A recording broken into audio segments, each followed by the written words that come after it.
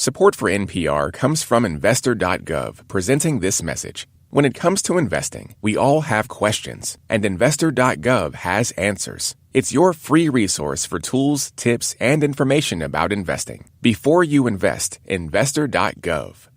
Hey, it's Guy here. So today's show is all about the secrets that we sometimes keep and the effects of those secrets being out in the open. It first aired in January of 2015, but this time around, we've gone back to one of our speakers, and we have an update on where her work has taken her since we last spoke.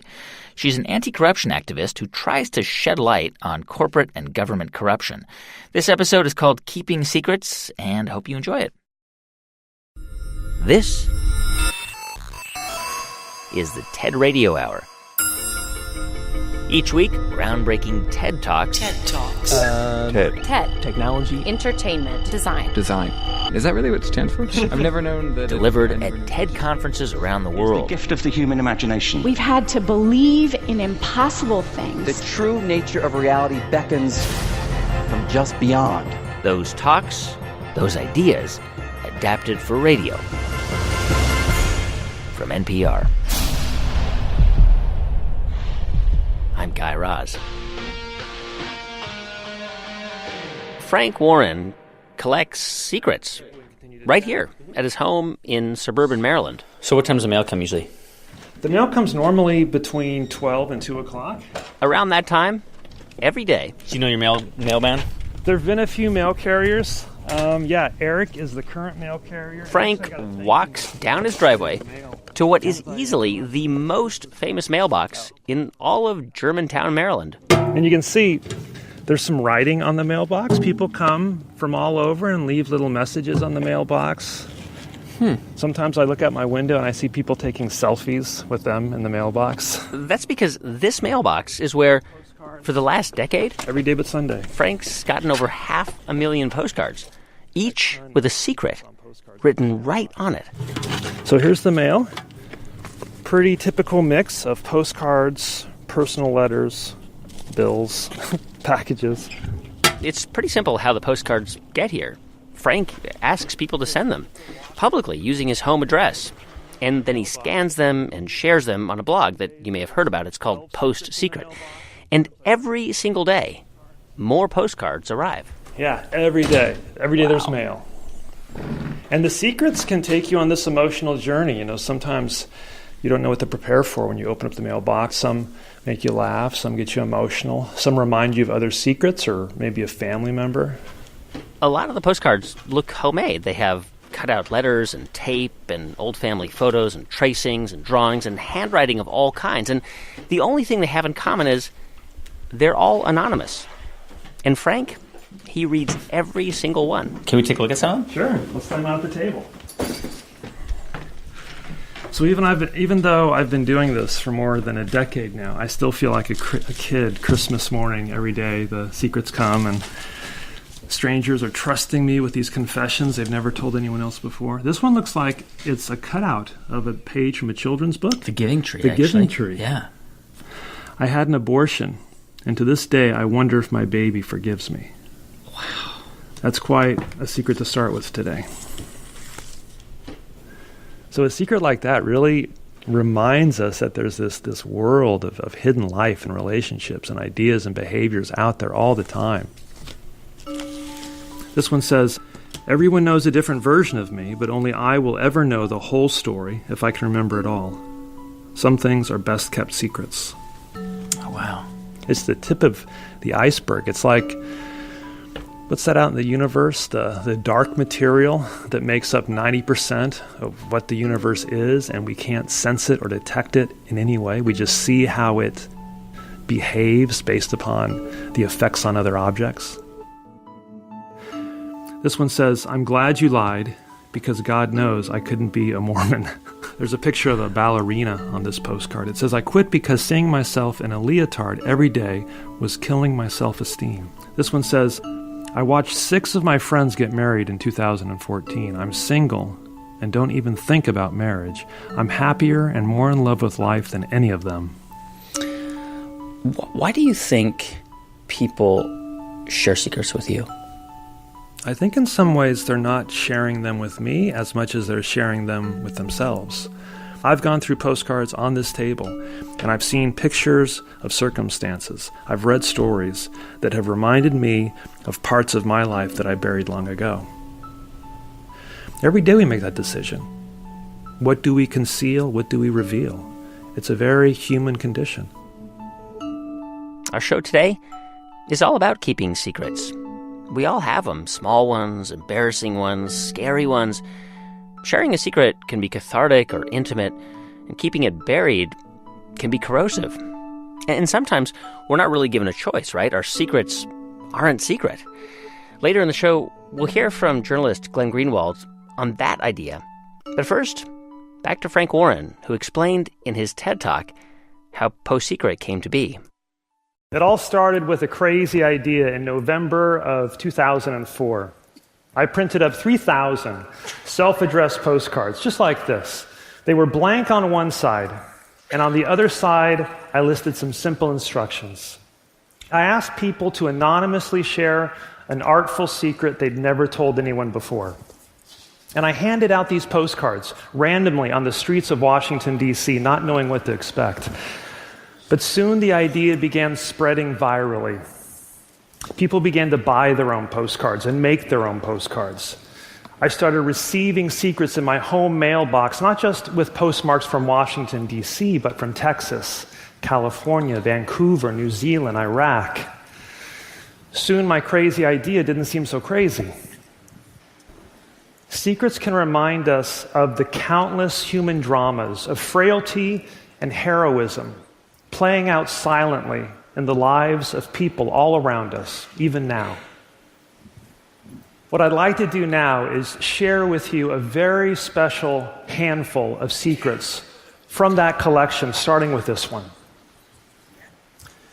Everyone who knew me before 9/11 believes I'm dead. I used to work with a bunch of uptight religious people, so sometimes I didn't wear panties and just had a big smile and chuckled to myself.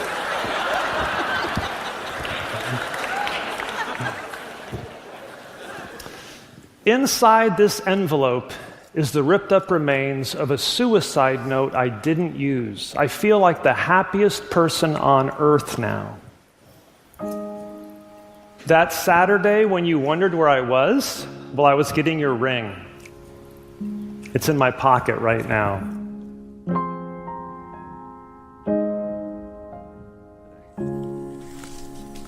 Some of the postcards come in envelopes. Even though I ask that they all come on postcards, I think there's something significant about how a secret is exposed to the whole mail carrying process on a postcard. But some people, I think, want to guard or protect, cover their secrets until they reach my home. So, what's this one? Wow. I lost my virginity when I was 30. You can see how secrets are so expansive. They can be hopes or dreams, confessions. And because they're only on a postcard, 6 inches by 4 inches, it's a very finite amount of space. You really have to condense your thoughts and feelings, and so they can be pithy, they can be poetic. They're like these wonderful visual haikus. You know what's interesting looking at like all these postcards that you get is that you would never see this kind of stuff on Facebook, right? Like no one would ever post these things on Facebook because we're like conditioned to put this facade forward, right? Like this thing that is only part of who we are. Yeah, PostSecret is kind of like the anti-Facebook. Yeah. It's not what you would put on Facebook. It's the stuff you wouldn't put on Facebook. And I think that's what makes it so compelling for people to see. And maybe there's so much on Twitter and Facebook that the value of that when we see it isn't as high. But it's those hidden stories, those secrets, those feelings and fears that are so rare that we ever get a glimpse of, that when we see them, when we're exposed to them, they really make a deep impression on us. I wonder, like, if a lot of people have secrets that they don't even know about. They're so buried, they're so deep inside of them that it's almost like your body and your mind are trying to protect you because it doesn't want you to confront those secrets because maybe you won't be able to handle it.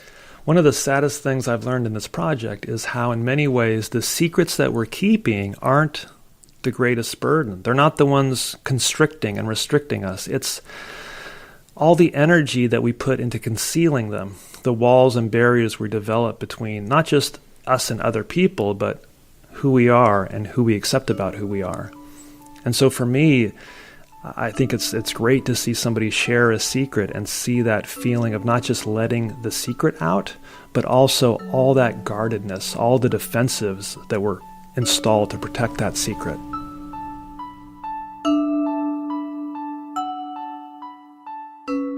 This is the last postcard I have to share with you today. When people I love leave voicemails on my phone, I always save them in case they die tomorrow, and I have no other way of hearing their voice ever again. When I posted this secret, dozens of people sent voicemail messages from their phones, sometimes ones they'd been keeping for years, messages from family or friends who had died. They said that by preserving those voices and sharing them, it helped them keep the spirit of their loved ones alive. One young girl posted the last message she ever heard from her grandmother. Secrets can take many forms. They can be shocking or silly or soulful. They can connect us with our deepest humanity or with people we'll never meet again. First saved voice message. It's somebody's birthday today. Somebody's birthday today. Candles I lighted on somebody's cake, and we're all invited for somebody's sake. You're 21 years old today. Have a real happy birthday, and I love you. I'm saying bye for now. Thank you.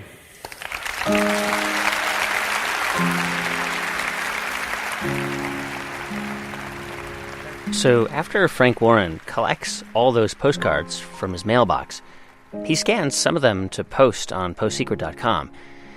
And then others he saves for his books. He's published about 5 of them so far. But many of the secrets feel too personal to share, and only Frank has seen them. And so in the end, he takes about 250 of them at a time, and he neatly rubber bands them into a brick. Here, feel one. It's about, what would you say, a pound of confessions? Oh, more than that. I'd say about 2 to 3. And he stacks these bricks into a giant pyramid. It's against a wall in his basement, and he showed it to us, me and our producer, Brent. This is the main room here. Wow. And you can see there's a pile of secrets right there against the wall that's taller than all 3 of us. There are hundreds of thousands of secrets in this pyramid of postcards. It's incredible. Each one has a picture, a drawing. This one has a leaf taped to it, a photograph, a necklace, a ring, a picture of Jack Nicholson, Wonder Woman, Marilyn Monroe, a mask that somebody wrote a secret on and mailed to me. Wow. Wow. I'll tell you a secret. I can't tell you on the tape, though. Can we stop? Yeah. Here's a secret. I'm Guy Raz. More secrets in a moment. It's the TED Radio Hour from NPR.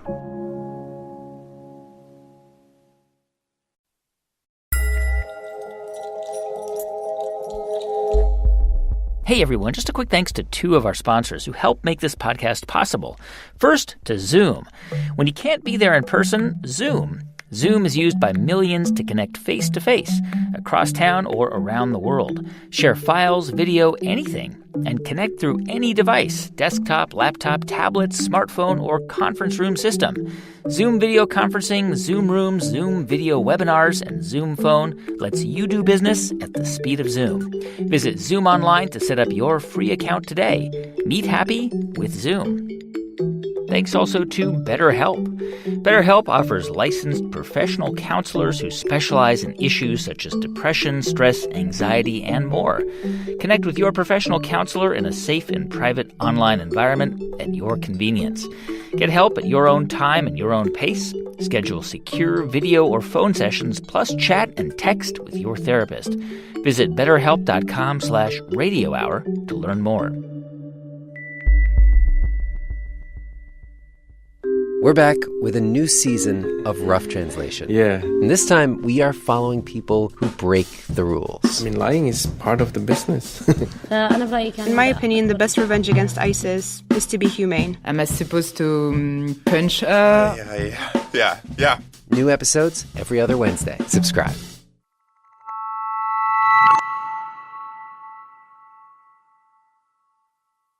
It's the TED Radio Hour from NPR. I'm Guy Raz. And on the show today, ideas about secrets.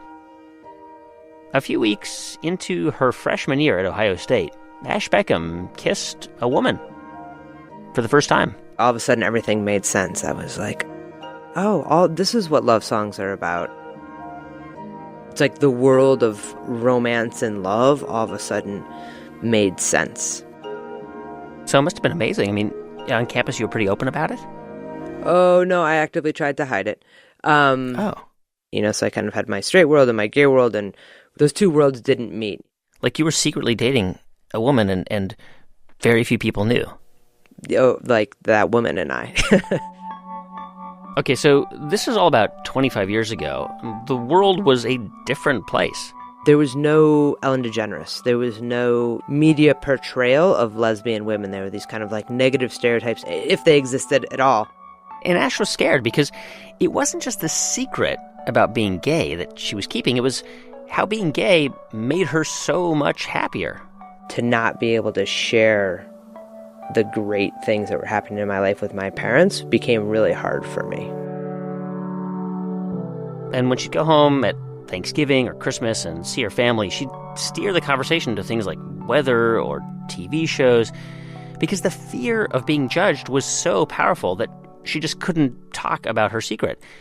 And that feeling started to become corrosive. I was so, angry and bitter and uncomfortable with who I was. You almost feel like when you're hiding something, you start to hunch over and you walk a little bit more stooped and you're like just physically protecting your heart, I feel like, for lack of a better analogy. And so you actually physically in the world get smaller. By the time Ash was in her mid-20s, her relationship with her parents was distant. So one day, her mom reached out. And my mom had said,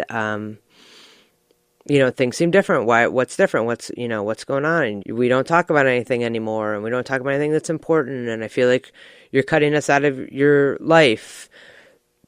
And I was like, no, it's just busy out here. You come up with 1,000 excuses. And finally she's like, are you questioning your sexuality? And I was like, yeah.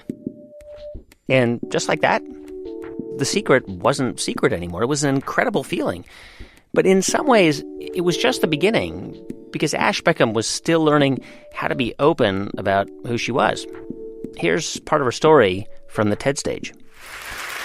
I'm going to talk to you tonight about coming out of the closet. And not in the traditional sense, not just the gay closet. I think we all have closets. Your closet may be telling someone you love her for the first time, or telling someone that you're pregnant, or telling someone you have cancer, or any of the other hard conversations we have throughout our lives.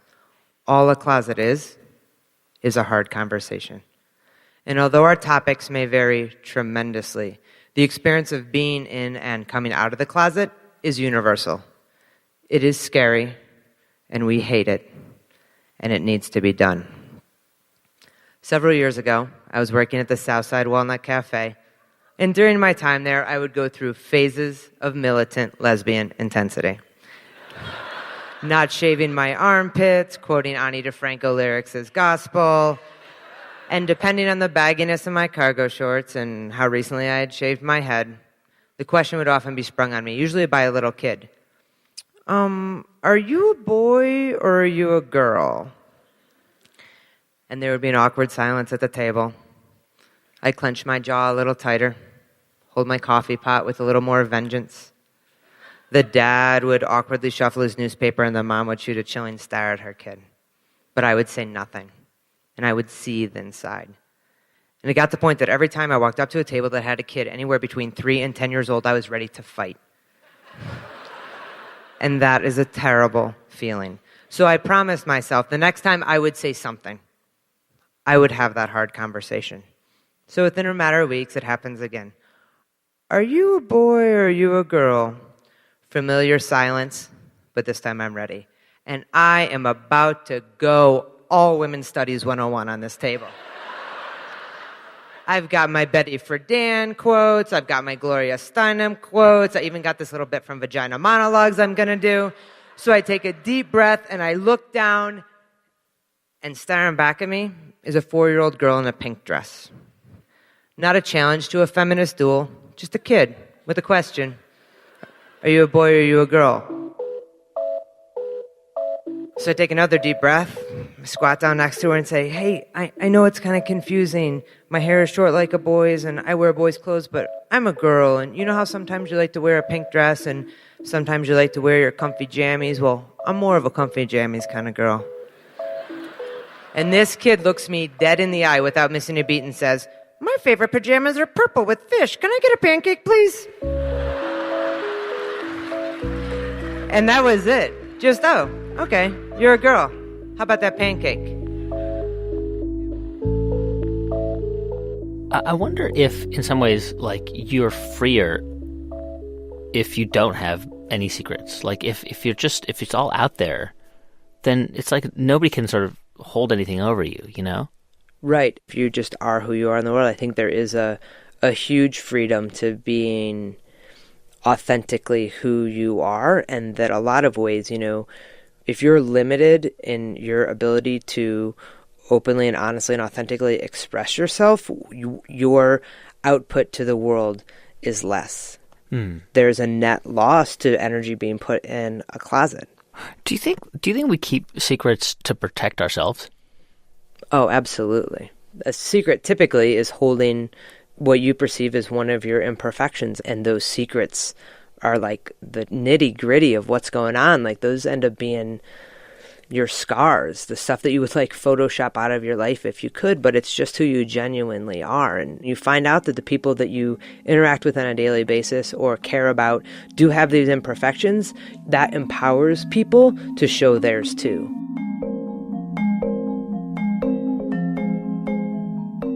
So like many of us, I've lived in a few closets in my life, and yeah, most often, my walls happen to be rainbow. But inside, in the dark, you can't tell what color the walls are. You just know what it feels like to live in a closet. So really, my closet is no different than yours, or yours, or yours. Sure, I'll give you 100 reasons why coming out of my closet was harder than coming out of yours, but here's the thing. Hard is not relative. Hard is hard. Who can tell me that explaining to someone you just declared bankruptcy is harder than telling someone you just cheated on them? Who can tell me that his coming out story is harder than telling your 5-year-old you're getting a divorce? There is no harder, there is just hard. We need to stop ranking our hard against everyone else's hard to make us feel better or worse about our closets and just commiserate on the fact that we all have hard. At some point in our lives, we all live in closets, and they may feel safe, or at least safer than what lies on the other side of that door. But I am here to tell you, no matter what your walls are made of, a closet is no place for a person to live. Hard conversations are still not my strong suit. Ask anybody I have ever dated. But I'm getting better, and I follow what I like to call the 3 pancake girl principles. Now, please, view this through gay-colored lenses, but know what it takes to come out of any closet is essentially the same. Number 1, be authentic. Take the armor off. Be yourself. That kid in the cafe had no armor, but I was ready for battle. If you want someone to be real with you, they need to know that you bleed too. Number 2, be direct. Just say it. Rip the Band-Aid off. If you know you are gay, just say it. And number 3, and most important, you are speaking your truth, never apologize for that. And some folks may have gotten hurt along the way, so sure, apologize for what you've done, but never apologize for who you are. And yeah, some folks may be disappointed, but that is on them, not on you. Those are their expectations of who you are, not yours. That is their story, not yours. The only story that matters is the one that you want to write.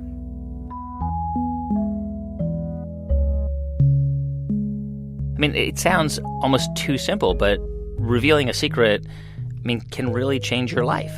Oh, yeah. There are a few things that can happen to you externally that can be more impactful than being honest with yourself.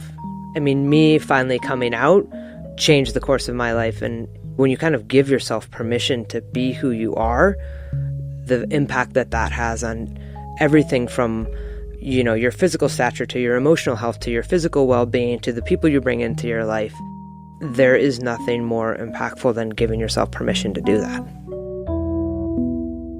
Ash Beckham lives in Boulder, Colorado.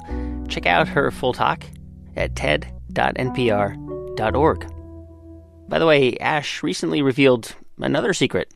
About 4 days ago, I proposed to my girlfriend, and for a week I had to keep it from her, and that was congratulations.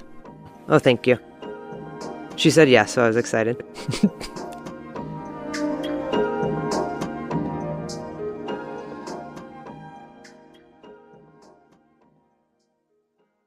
So up to this point, we've been hearing about personal secrets, right? Secrets that we keep to protect ourselves or even the people we love. But what about secrets that can actually affect the lives of millions of people? Secrets that are worth billions of dollars. This story begins about 25 years ago. Charmian Gooch was a young activist, and she and some friends wanted to stop human rights abuses in Cambodia.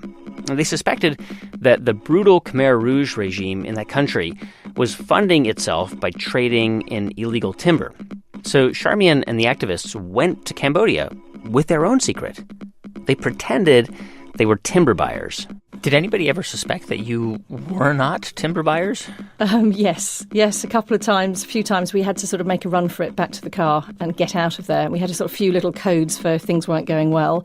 But generally, it worked. We used secret cameras, pinhole cameras, gathering evidence and put that evidence out to the world and challenged authority. Charmian and the other activists exposed and then helped to shut down that whole operation.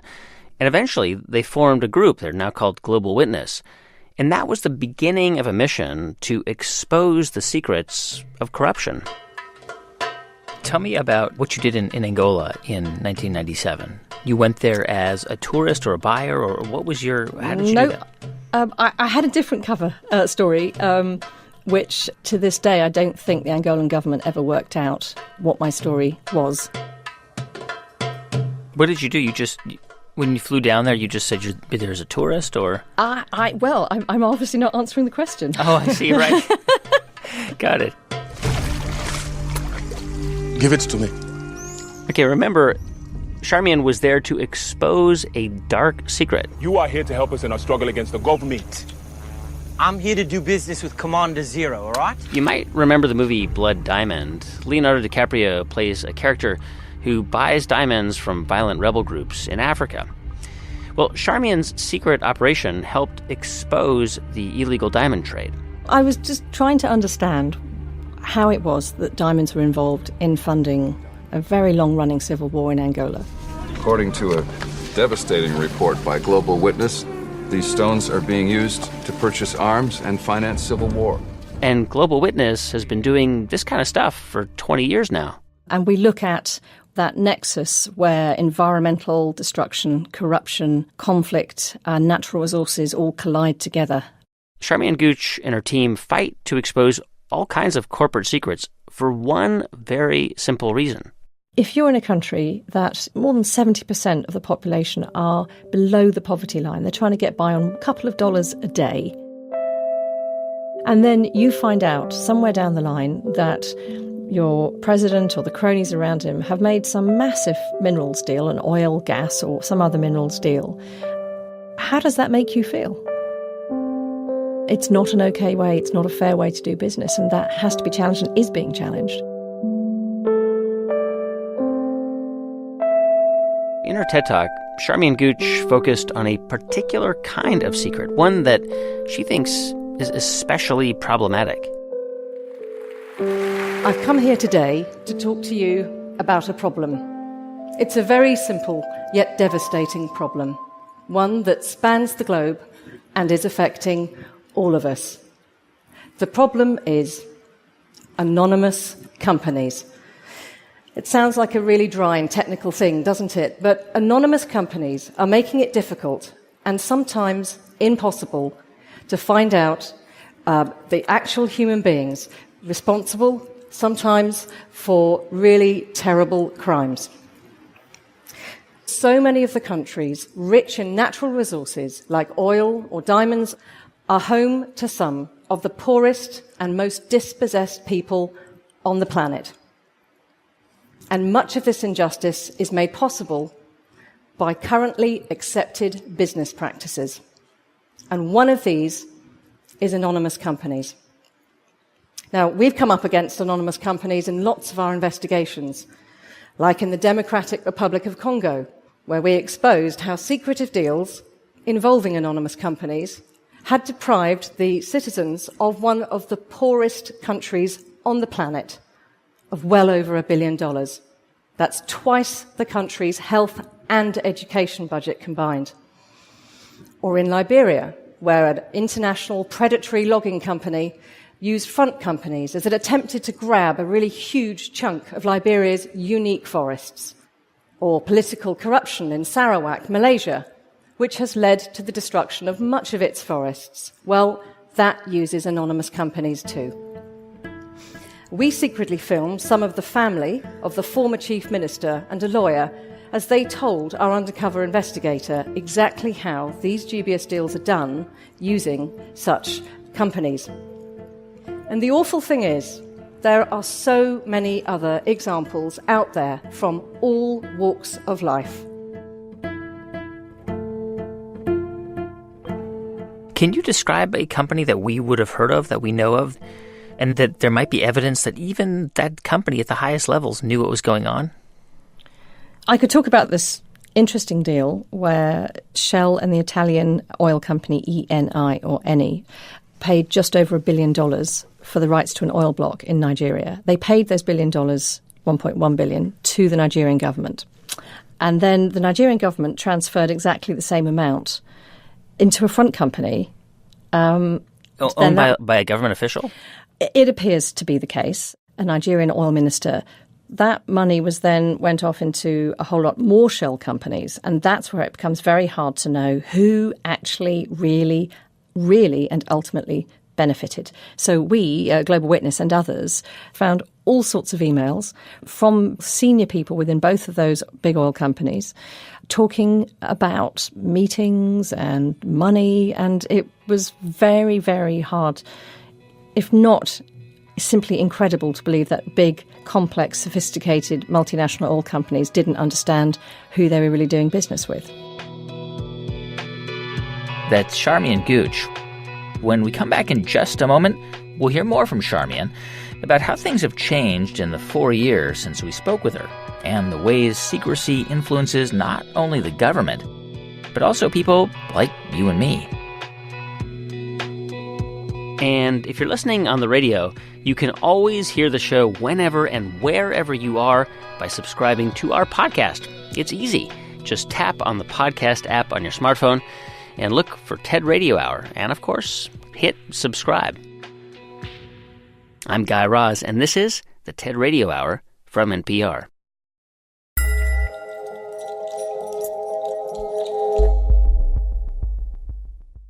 This message comes from NPR sponsor, Capital One. Capital One is reimagining banking by offering accounts with no fees or minimums that can be opened from anywhere in 5 minutes. Capital One. What's in your wallet? Capital One N.A. Support also comes from Fidelity Investments. As a Fidelity Wealth Management client, you get a dedicated advisor to help grow and protect your wealth, find ways to minimize the impact of taxes, and make clear recommendations for your full financial picture. Learn more at fidelity.com/wealth. Fidelity Brokerages Services, LLC. And one last thing before we get back to the show, if you love the TED Radio Hour, then check out Life Kit, tools to help you get it together. Think of it as a friend who always has great advice on everything from how to invest to how to get a great workout. Subscribe to Life Kit, all guides to get episodes on every topic all in one place. Find it in your podcast app or at npr.org/lifekit.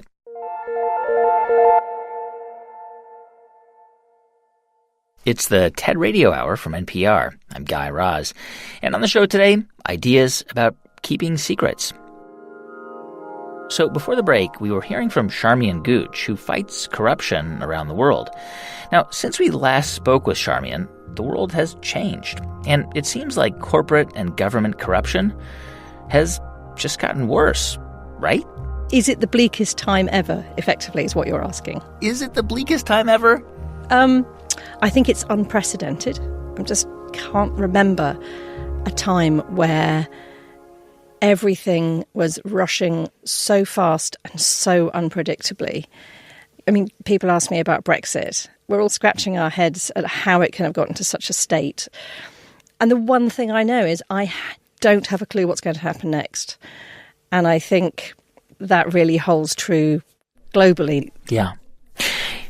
When you think about huge forces that are shaping our world today, like Britain's departure from the European Union or the 2016 election in the U.S., could you make a parallel between the sort of the secrecy of like dark money going into political campaigns, whether it's to promote the Leave campaign in Brexit or certain election outcomes in the U.S. or armies of social media bots that are using social media to influence people? I mean, are we sort of seeing now a new kind of secrecy?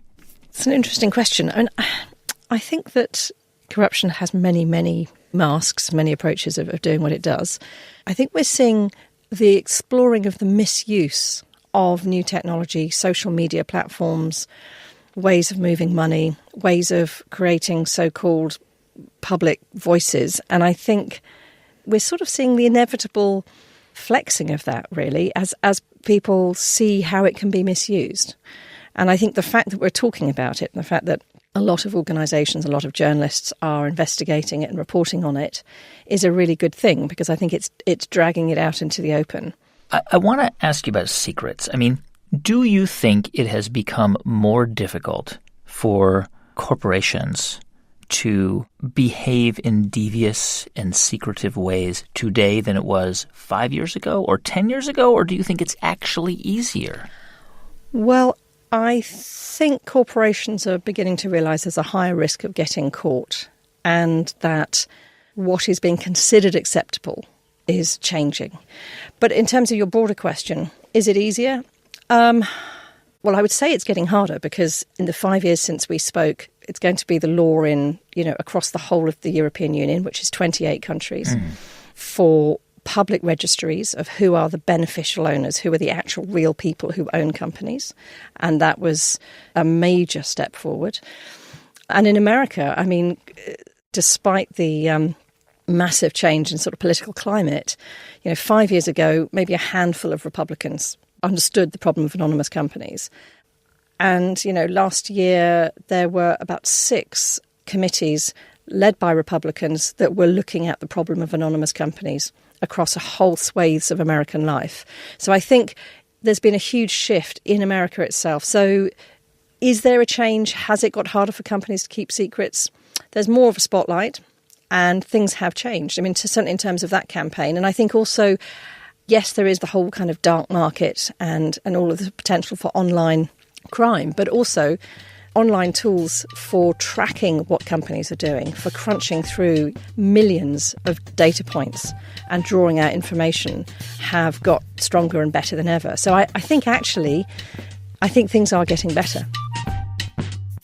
That's Charmian Gooch. She's an anti-corruption activist and the co-founder of Global Witness. You can see both of her talks at TED.com.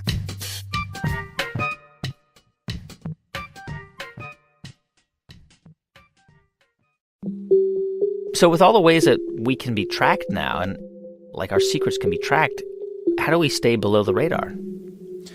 You can use encryption, which I do. You can use certain phone services that are very, very difficult for the government to tap into, which I do. You can try and use cash more often than credit cards or debit cards, or not use a cell phone. Glenn Greenwald knows how to keep secrets. He also knows how to share them, really, really big secrets. In 2013, he got access to thousands of government documents. They were given to him by the former NSA contractor Edward Snowden.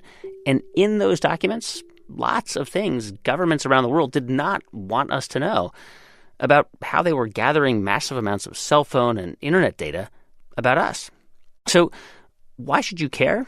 Well, here's Glenn's answer as told on the TED stage.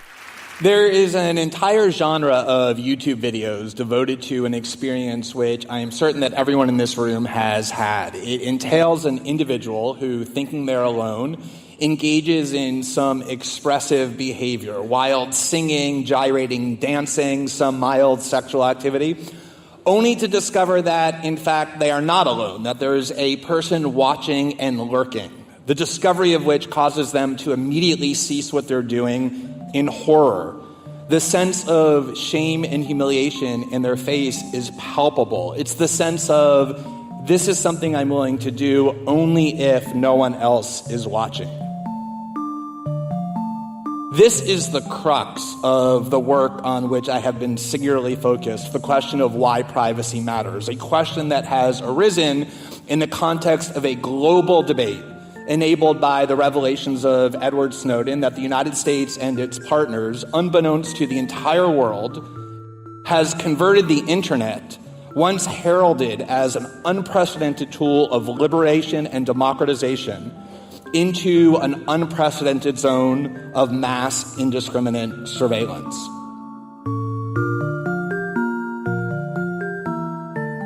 Okay, so Edward Snowden comes to you with like thousands of documents. How did you decide what to write about?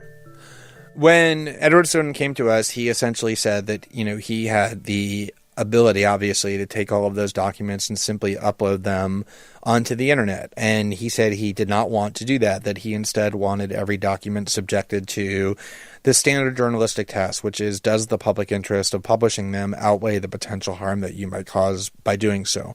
There are a lot of secrets that we came into the possession of which we didn't publish. We published a small percentage, actually, of the material that he gave us in recognition of the idea that even governments have the right to keep certain secrets. Obviously, if we had the nuclear codes, we wouldn't publish those. We wouldn't publish the names of covert agents who were in the field and whose identity would be destroyed. If a government is at war, they have the right to keep their war plans secret in terms of troop movements and the like. So things of that nature, and there's a lot of categories like that. So, some people listening to this, Glenn, would say, like, how come you're the one who gets to decide?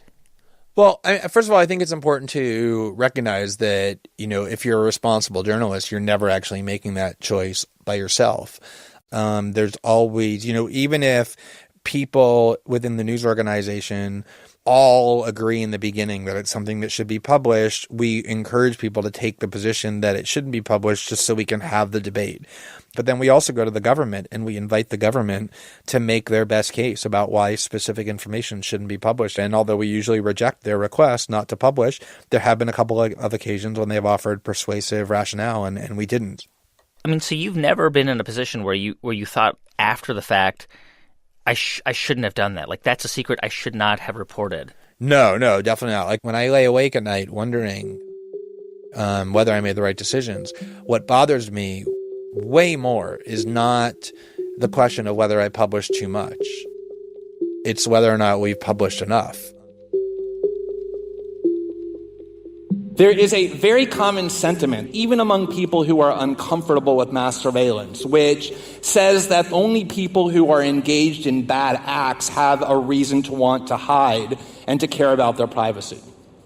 The people who are actually saying that are engaged in a very extreme act of self-deprecation. What they're really saying is, I have agreed to make myself such a harmless and unthreatening and uninteresting person that I actually don't fear having the government know what it is that I'm doing.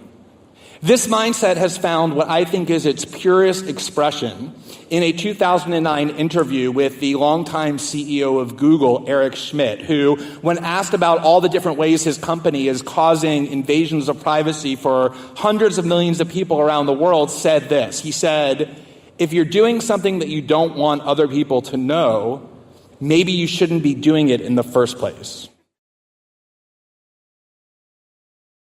I mean, a lot of people would agree with that, right? I mean, like in the case of the government, people might say, okay, so the government might be collecting data about me, but I mean, at least they're trying to keep us safe from terrorists, and I'm not doing anything wrong anyway, so why should I care? Well, there's several reasons. I mean, first of all, there's a very long history of the government being able to use exactly that kind of power for all sorts of nefarious purposes, whether it's spying on Martin Luther King or other civil rights and anti-war activists.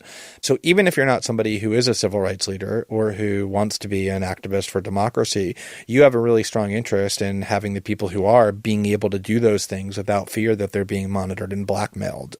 Another thing I would say to them is that people who live in a surveillance society are being harmed by it, even if they don't realize it.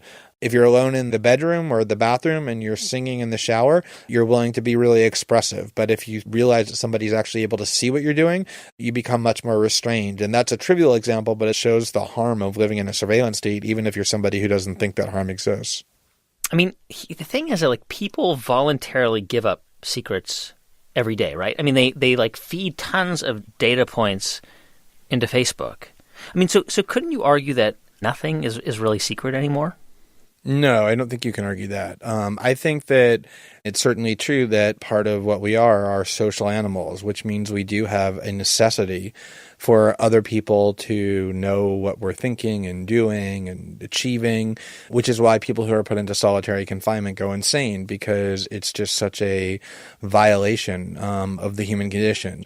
But there is an at least equally critical aspect to being a human being into what constitutes human nature, and that is the desire to seek out privacy, a place where we can go where nobody knows what it is that we're doing.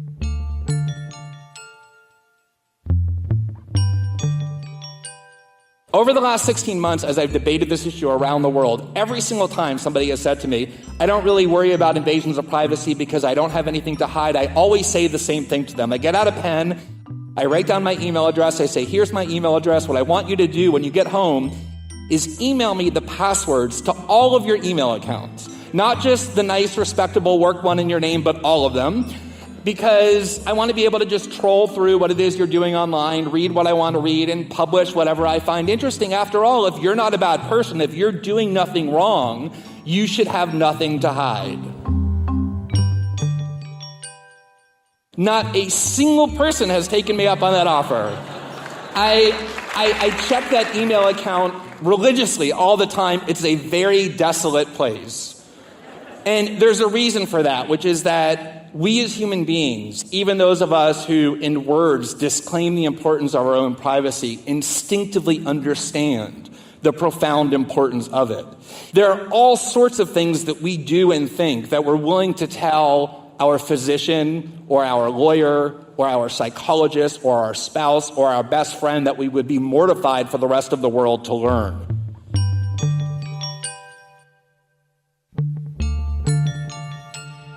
I mean, people who know about you, right, think of you as somebody who exposes secrecy, right? But I wonder whether it's actually the opposite, that you think secrets are things that people should be allowed to keep, and in order to do that, you sort of made this decision to expose a larger secret. I think it's a good point. I mean, there is an irony in the fact that we do believe that what we are doing is protecting the value of individual privacy, and yet we're doing it by publishing things that other people have tried to keep secret. But I think the central point to realize about that is that there is one faction that is invading people's privacy and another faction who are essentially the victims of it. And What we've really done is expose this process of invasion of privacy, this victimizing, in order, as you say, to maximize people's ability to keep their own secrets. Do you think that in the future it will be easier or like harder for democracies to keep huge secrets from their citizens? It's going to be much, much harder. In fact, bordering on impossible. A lot of this has to do with the way that information is stored. So 40 years ago, when Daniel Ellsberg wanted to leak the Pentagon Papers, 9,000 pages of top secret material, one of the primary obstacles he had was, how do you even photocopy 9,000 top secret pages without being detected? Now, because of the digital way that information is stored, you can copy probably 10,000 Pentagon Papers in less than 30 minutes. It's really impossible to safeguard that information. I mean, Edward Snowden and Chelsea Manning and others took huge amounts of data right under the nose of the U.S. military and the U.S. government without any detection whatsoever. I mean, if it's going to be harder for governments to keep secrets simply because of the way data is stored, isn't it going to be harder for all of us to keep secrets? Sure. And, one of the most important outcomes, I think, of the Snowden reporting is that the way people now understand the extent to which their individual privacy is being compromised has created this massive demand for technologies designed to do exactly that, to protect our data. So there are companies and activists all over the world working to create better encryption programs so that if we send an email, it is surrounded by an electronic shell that neither the U.S. government or the Chinese government or corporations can possibly invade in order to protect our data from that kind of unwarranted collection. It is a realm of privacy, the ability to go somewhere where we can think and reason and interact and speak without the judgmental eyes of others being cast upon us, in which creativity and exploration and dissent exclusively reside. And that is the reason why, when we allow a society to exist in which we're subject to constant monitoring, we allow the essence of human freedom to be severely crippled. The renowned socialist activist Rosa Luxemburg once said, "He who does not move does not notice his chains." We can try and render the chains of mass surveillance invisible or undetectable, but the constraints that it imposes on us do not become any less potent. Thank you very much. Thank you. Glenn Greenwald, he's the editor of The Intercept. His most recent book is No Place to Hide. You can see his whole talk at ted.npr.org. I've got a secret I cannot say. They might have movement to give it away. We've got something to reveal. No one can know how we feel. Hey, thanks for listening to our show on secrets. Our production staff at NPR includes Jeff Rogers, Brent Bachman, Megan Kane, Neva Grant, and Chris Benderev, with help from Daniel Shukin. Barton Girdwood is our intern. In the front office, Eric Newsom and Portia Robertson-Migas. Our partners at TED are Chris Anderson, June Cohen, Darren Triff, and Janet Lee. I'm Guy Raz, and you've been listening to the TED Radio Hour from NPR.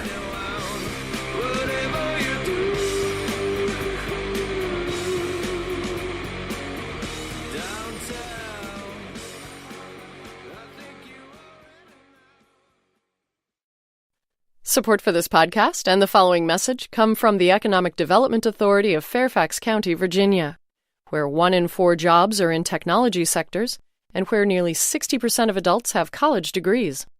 More details at fairfaxcountyeda.org.